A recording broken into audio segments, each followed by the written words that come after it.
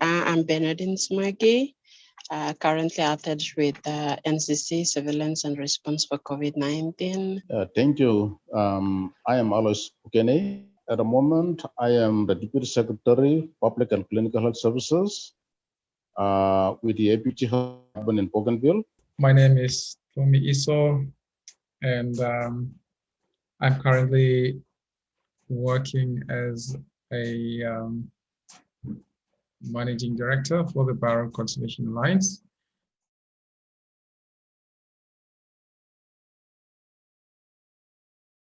The community engagement is very important in the initial planning and preparation of the response, because when you engage people in the community, they have the local knowledge of the place. It is really important to work with community, help them organize, build leadership, and also taking ownership. A lot of the country's population stay in the rural area or the community, so it contributes like 80% of the population comes from the community or the rural area. And so that's why it is really important to work with community, help them organize, to be leaders and try to identify their health challenges, issues, and find ways to be able to address that.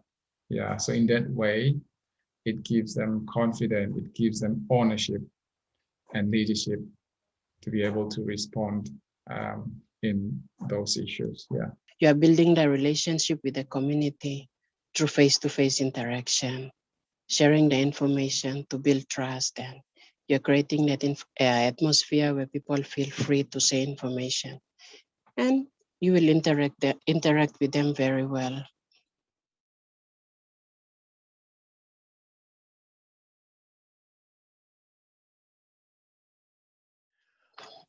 I think you would know already. They will not participate. And I think the audience won't be good. People will not come because they will say, hey, you guys didn't come and give us awareness on this. Why are you bring this? They might chase us. It depends on each community. Some communities are aggressive. They might chase the health workers. They might break the SK. And this has been happening with, past experiences with like routine immunization. So we don't want this to happen. Learning from past experience, we want to do it better. Community engagement must be done prior visiting the village, because, all these things, vaccines, our travel going in, it's resource, money, time spent, and we don't want to waste that.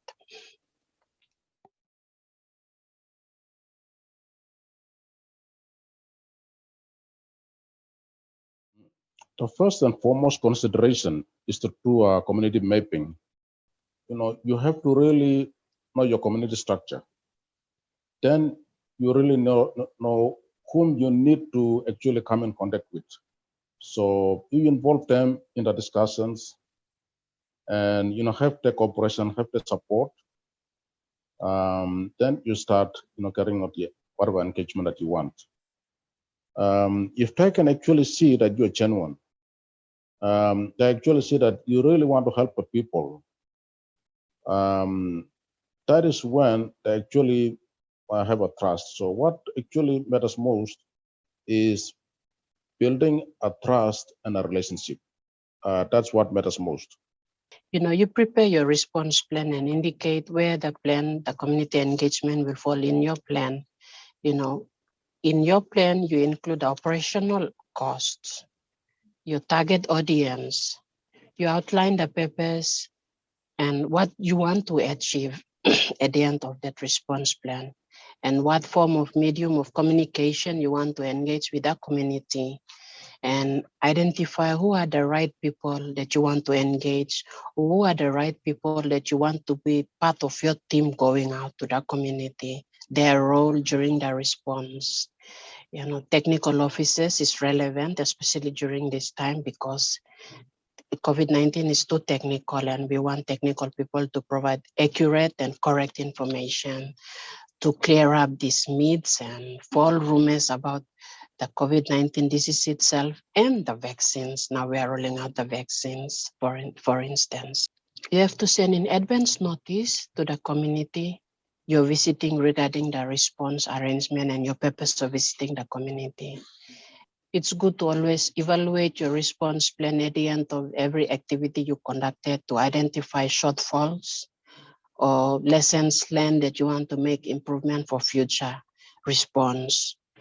And you know that finally, reporting is a big thing that you have to compile a report after work on the activity or your response activities that you do. Before you consider any community-oriented programs, it is good to know and understand the community leadership structures, the community network, understand what they believe in, their practices, and what they consider as important in the communities before penetrating the communities.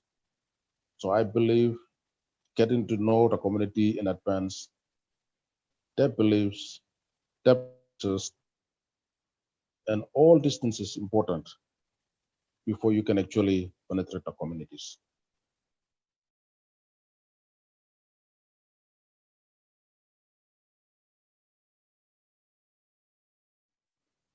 We normally engage person in authority.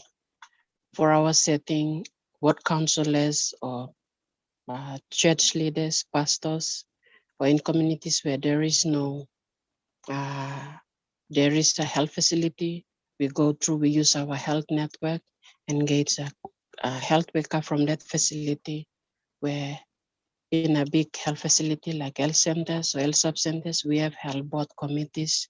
They're the people that are represented by the community who works with the OIC and the health workers at the facility to deliver health programs into the community. So we use the existing network, the LLG arm of the government. So when we meet with the LLG administration, and they have a good network with their ward councillors, their community development officers. So, and they have a good network. So any health programs that we want to disseminate to the community, we use these existing networks. There are leaders in the communities, like church leaders or community leaders or chiefs, right? So first thing you do is you identify who is the leader of each community.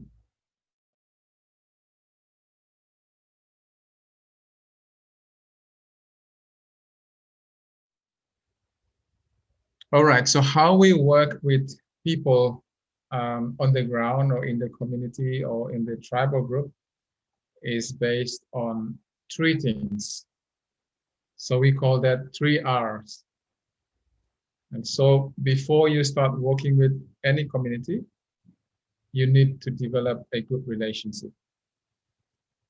And so you need to, talk with the community, identify the leaders, and try and build relationship first. You need to know the people there, and then they need to know you first before you start talking about the work you're doing. The second is respect, because in the local communities, like in the mountain, they have cultures that you need to know, or in the community, they have different religion or different cultural norms and a lot of things that you need to know. And so as an outsider, you need to have like a good respect for the people, respect for the culture, respect for the way they do things. So that one is really important. And then number 3R is reciprocity. That is before you able to do the work, I think it's good to help the people understand what's the benefit of doing this, how can the community benefit from, and how can you as someone who's doing the work can benefit. And so that's basically how I can summarize how we work with people is based on a good relationship, having respect for each other, and like the equal benefit for you as someone who's doing the work and also the community or the tribe. Yeah. Your your first engagement with a community is very, very important. First engagement. So it is about building trust.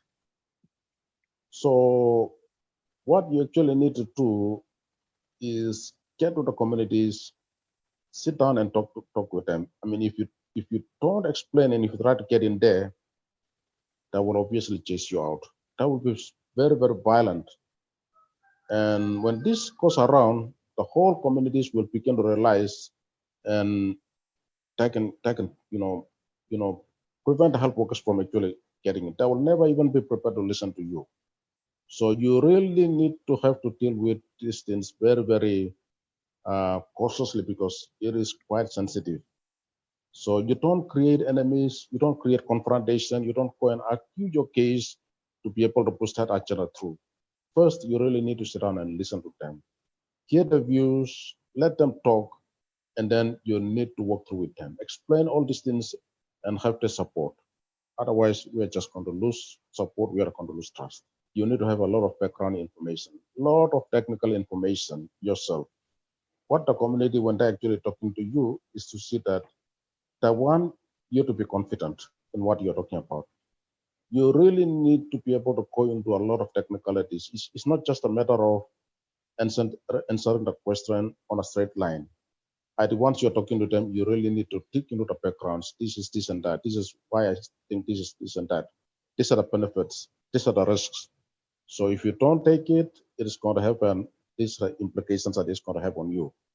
So if we can be able to, go around and be able to explain all these questions, I think you're not going to have a lot of difficulties. So we do not want, in a very sensitive situation, to sell somebody who does not have the technical knowledge about what we are dealing with. Because once you send this kind of people in, they're going to make a total plunder, and then you become losers. So we really need to be very, very careful who we actually send into the communities in such a very, very sensitive situation. What we are currently doing now is trying to set up some health committees so that they can have like a contact point that we can work through them. And so we need to build some systems in the community so that we can work closely with them.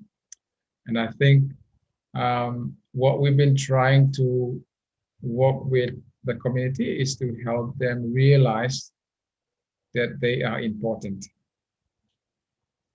and they are valued and they can do something. And we need to work with community and build some systems in place and build some capacity in those communities as well, because sometimes a lot of the time we just go and do awareness or just go and collect data, things like that. And then after that, we just left the community. And we think that they will, change or they will do something. There is a way of doing things there. So they have some cultural rules. They have some different ways of doing things. And I think sometimes we health workers don't understand that. And so they have different churches, different beliefs. And so we need to understand them, understand their context, understand their structures, and then we try and work with them. These systems and these rules are there, and so that's what we do. So we try and work with them, identify the system, identify their cultures, and how well we can, provide the service that is culturally appropriate for different people in the community. They have different way of thinking. And so I think we as health workers, we need to be, innovative as well and look out for new ideas and trying to help do things differently.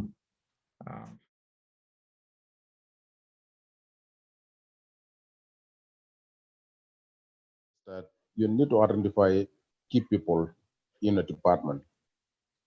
Identify the key people, you call them together in one place and you kind of carry out a training of trainers training. You train these guys and these are your focal persons.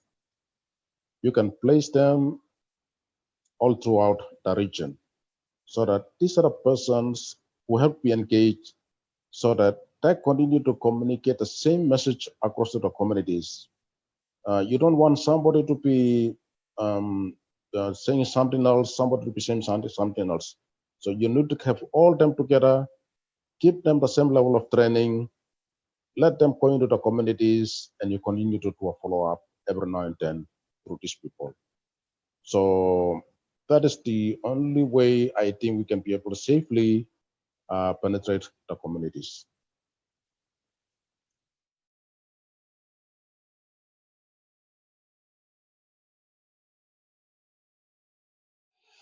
In early 2020, when the news of COVID-19 was hitting China and was spreading across the world, as West Epic, we are sharing the international border with West Papua and Indonesia.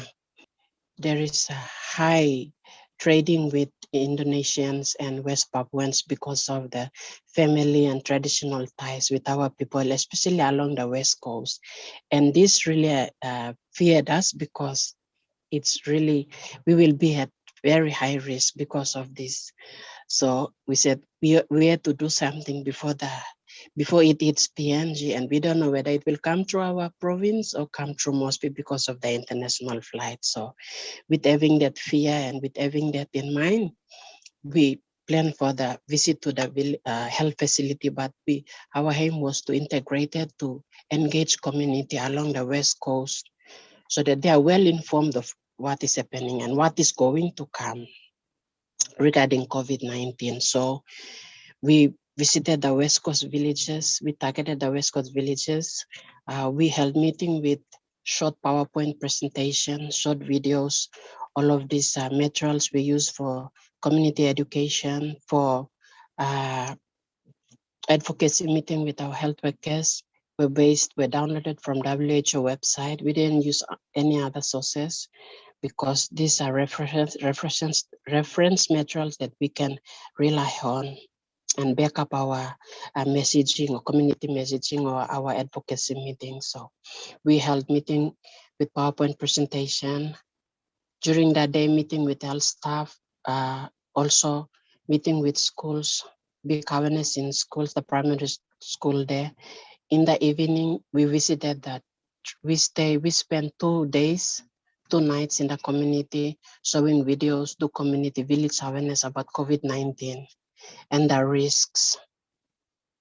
So during the first week, few days after the declaration, there were 3 West Papuans, they came in. So because the community were already well informed of the situation, they quickly alerted the ward councillors, and then they reported the matter to the district health authority, to our office. And the communities, they went higher, they built a makeshift shelter to quarantine those 3 POIs. So they take it on themselves. So to go ahead with the response, yeah. So this showed how important community engagement was during the initial outbreak, response to COVID-19 in strengthening community and border surveillance. Yes, so when community are well informed and educated on the risks involved in the benefits, they will actively participate, and that the outcome will always be successful.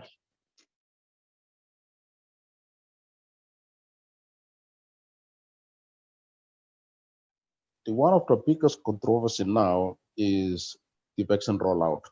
That is what people are very, very suspicious about. So you try to be able to get through some other means, probably through the health workers that don't have much experience engaging with the communities.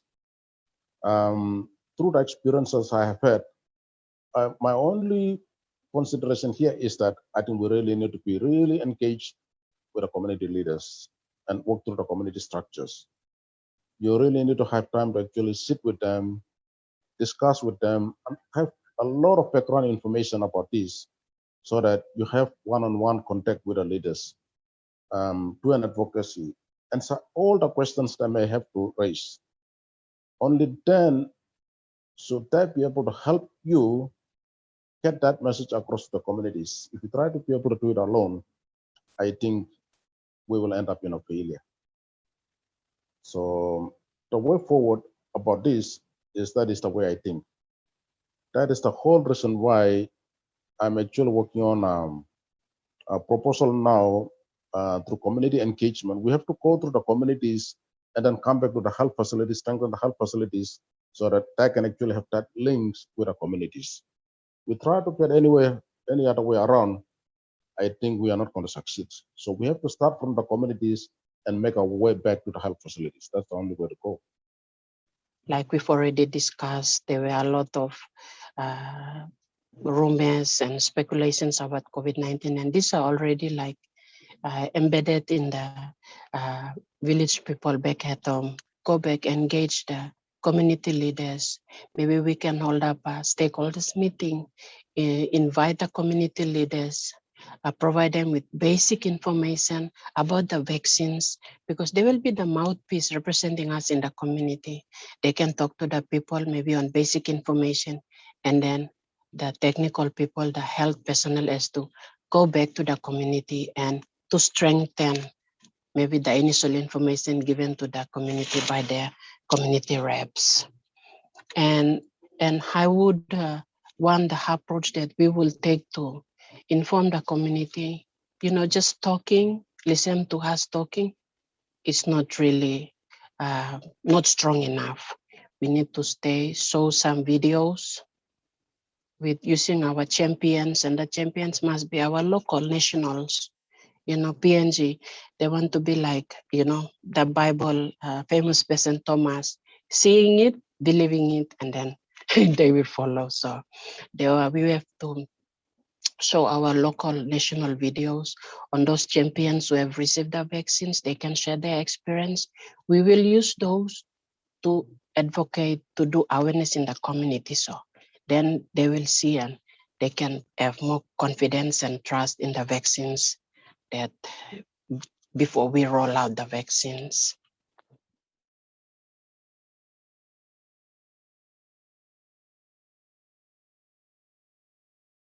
Is that any community-oriented activities, it is always important to involve the communities through their leadership structures and the established networks to reach out to the communities. I mean, that is the only recommendation I can make.